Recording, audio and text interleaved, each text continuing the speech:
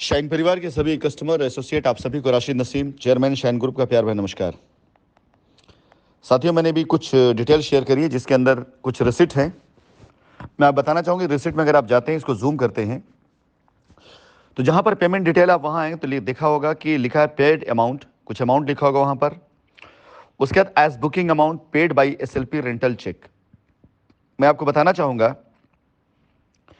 कि जब कंपनी सुचारू रूप से चल रही होती है, सारी व्यवस्थाएं उसी तरह चल रही होती है, तो यहाँ पर इंटरनल आपस में सेटलमेंट होते हैं, आपस में समझौते में ये बातें होती कि ठीक है, अगर आपने हमको बार्टर सिस्टम पर, यानी आपने हमें कोई लायबिलिटी दी या कोई चीज़ हमें आपको देनी थी, आपने उसके बदले में किसी और से आपने सेटिंग कर ली, किसी और सेटल कर लिया आपने, यानी आउटसाइड में जाकर के दो लोगों ने, यानी एसोसिएट ने, नए कस्टमर ने, पुराने कस्टमर में आपस समझौता हो गया कि नए कस्टमर से पेमेंट लेकर के पुराने कस्टमर को दे करके पुराने कस्टमर की लायबिलिटी क्लियर कर दी जाए। और ये कंपनी की अगर सहमति से होता है तो सुचारू रूप से चलने वाली व्यवस्थाओं में इसमें कोई दिक्कत नहीं होती है। लेकिन यदि ये व्यवस्था किसी प्रकार से कानूनी दायरे में आती है तो जाहिर सी बात है कि जब कोई भी चीज़ इंक्वायरी पे जाएगी तो बाहर से ही जिससे पैसा लेकर नगद किसी और को देकर सेटल कर दिया गया है, लेकिन कंपनी के रिकॉर्ड से अभी वो सेटलमेंट उसके अकाउंट में, कंपनी अकाउंट से वापस नहीं गया पैसा, तो पैसा वहीं खड़ा रहेगा। अब मान लीजिए एक्स ने एक प्लॉट बुक किया और एक्स ने पेमेंट दिया कंपनी में। अब एक्स ने अपना पैसा वापस चाहा, लेकिन वो पैसा कंपनी से वापस ना जा करके बीच में एसोसिएट ने फायदा कमाते हुए, एक्स ने प्लॉट 2 लाख का बुक किया था, आज प्लॉट कीमत 4 लाख है, वाई से 4 लाख ले करके 2 लाख उन्होंने पुराने कस्टमर को दे दिया और 2 लाख उन्होंने अपने पास रख लिए, यानी वहां पर उन्होंने लाभ कमाया। इसके साथ ही साथ अब अगर मामला लीगल में जाता है, वाई क्लेम के लिए आता है, तो वाई का पैसा कहीं पर भी कंपनी में नहीं खड़ा है और एक्स का पैसा आज भी खड़ा है। तो अब जब तक एक्स और वाई दोनों मिल करके आपस में और साथ में एसोसिएट मिल करके इस मामले को लीगल प्लेटफॉर्म पे नहीं लाते हैं, तब तक ये पैसा जिनका अकाउंट में पड़ा हुआ उन्हीं का माना जाएगा। बाद में भले ही आपने बाहर से पैसा दे करके, उनसे उनकी चेकें लेकर के, रसीदें लेकर के आपने सेटलमेंट डाल दिया हो, वो कतई मान नहीं होगा। कहने का मतलब इतना सा है कि यदि आपके रसीद पर ऐसा कुछ लिखा हुआ है तो आप इमीडिएट अपने एसोसिएट को, जिन्हें आपने पैसा जिस रूप में दिया, उनको संपर्क करें। पैसा नगद में दिया है या पैसा उनके अकाउंट में दिया है, जैसे भी, क्या आप उनको संपर्क करें। इसके साथ ही साथ मेरा उद्देश्य है कि बाहर से ही सारे मामले सुलझ जाएं। मैंने एक चैट भेजी हुई है, ये चैट मैंने पहले भेजी हुई थी, ये ताशी का मामला है। ताशी में कस्टमरों के साथ बेइंतहा लूट हुई है। मेरा नाम लेकर, कंपनी का नाम लेकर फर्जी ऑथराइजेशन बना करके आगे से लेकर पीछे तक की ज़मीनें, किसानों के पास पड़े हुए एडवांसों को, इसके साथ साथ फ्रेश किसानों से जिनकी ज़मीन लाख लाख रुपए की पर कट्ठा थी, लोगों से 4-4 लाख 5-5 लाख रुपए ले करके और उनको जो है किसान को 1 लाख रुपए दे करके बाकी का पैसा अपनी जेब में रखा गया और बताया गया कि ज़मीन 10 लाख रुपए की, 5 लाख की लायबिलिटी लाइए, 5 लाख फ्रेश लाइए, यानी लोगों ने अपनी दुकानें चलाई हैं। ताशी, पटना प्रोजेक्ट, इसके साथ साथ गया, इसके साथ साथ मुजफ्फरपुर, इन सारी जगहों पर लोगों ने अपनी जेबें भरी हैं लायबिलिटी के नाम पर। बिहार राज्य पूरी तरीके से मेरे टारगेट पर है। यहाँ का हर एक व्यक्ति जिसने छल किया है वो किसी प्रकार से कोई भी माफ़ी के योग्य नहीं, माफ़ करूंगा नहीं मैं।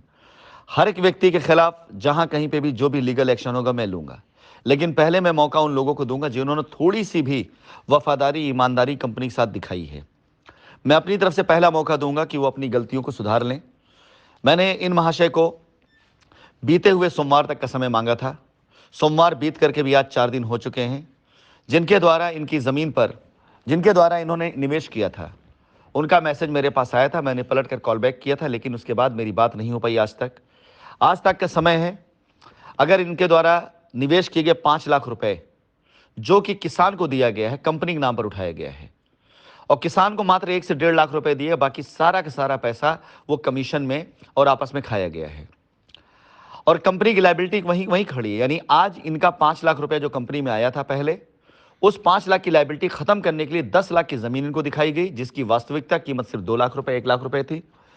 उस जमीन पे इनसे फिर से 5 लाख रुपए लिया गया और आज तक इनको कब्जा नहीं मिला, यानी 5 लाख शाइन में आज भी इनका खड़ा है और 5 लाख इन्होंने नया दे दिया मेरे नाम पर है, कंपनी के नाम पर, और वहां पर भी इनका पैसा डूबा हुआ है। तो इनके साथ डबल अन्याय है। इनकी एफआईआर बड़ी खतरनाक होगी और इसमें किसान, ब्रोकर और हर एक व्यक्ति दायरे में आ जाएगा। मैं निवेदन करूंगा कि ऐसे जितने भी मामलात हैं बिहार के, वो कमर कस लें, क्योंकि बिहार में ताशी पर अधिकतर लोगों के साथ में अन्याय हुआ है। रजिस्ट्रियां कराने के बाद लोगों ने कब्जा नहीं दिया है, पैसा कंपनी के नाम पर उठाया गया है, लेकिन अनाप शनाप पैसे वहां बांटे गए हैं, लूटा गया है पैसों को। यही हाल मुजफ्फरपुर का रहा है, जहां पे कब्जा नहीं दिया गया है, काफी पैसा वहां भी उठाया गया है। यही हाल गया में रहा है, जहां पे फर्जी ऑथराइजेशन बना करके कस्टमर की रजिस्ट्री कराई गई है, लेकिन वो कंपनी के संज्ञान में नहीं है, कंपनी की लायबिलिटी में नहीं, लोगों ने अपना पैसा कमाया है। आप सभी कस्टमर से कहना चाहूंगा, चाहे उत्तर प्रदेश हो, चाहे बिहार हो, चाहे बंगाल हो, चाहे जहां कहीं पर भी जो भी इस तरह का कृत्य हुआ है, मेरा अगला टारगेट वही लोग हैं।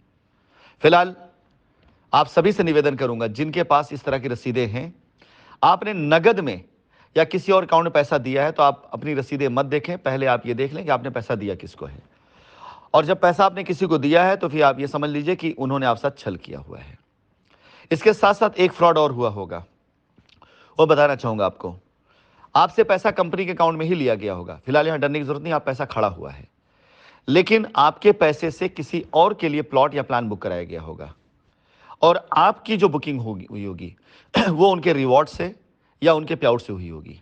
ऐसा भी हो सकता है कि आपने कोशिश करी हो कि आप पैसा कंपनी अकाउंट में ही दें, और आपने प्रेशर कर दिया होगा, और उन्होंने पैसा कंपनी अकाउंट में करवाया। करवाने के साथ साथ आपसे कुछ दिन समय लिया होगा, और उसके बाद किसी अन्य कस्टमर से कैश लिया होगा, और कैश लेने के बाद आप वाला जो मामला होगा, आपके मामले को उन्होंने अपने वॉलेट से बुक कराया होगा, और वो कैश जो कंपनी में गया होगा, उससे उन्होंने किसी और बुकिंग कराई होगी, जिससे कैश लिया होगा, जिससे कैश लिया, कैश इनका अपना हो गया। यानी उन्होंने अपना वॉलेट कंपनी को दिया और आपको बुकिंग दे दी। आपका पैसा अभी भी खड़ा है कंपनी में, इसको इन्होंने उस व्यक्ति की बुकिंग कराई जिसे उन्होंने कैश ले लिया है, तो इससे उन्होंने अपना वॉलेट बाहर बाहर भेज दिया। लेकिन यहां आपको परेशान होने की जरूरत नहीं है, यहां परेशान उसी बंदे को होना है जिस बंदे ने पैसा कंपनी में नहीं बल्कि कैश में दिया है, लेकिन उसके अकाउंट में दिखा रहा है कि उसका रसीद दिखा रहा है कि उसका पैसा जमा हुआ किसी चेक के द्वारा। तो वो लोग भी जिन्होंने पैसा कैश में किसी और अकाउंट में दिया हो, लेकिन उनकी रसीद पर अगर किसी और का चेक नंबर डाला हुआ, तो जरूर ध्यान से देख लें, क्योंकि यह भी एक स्कैम हो सकता है।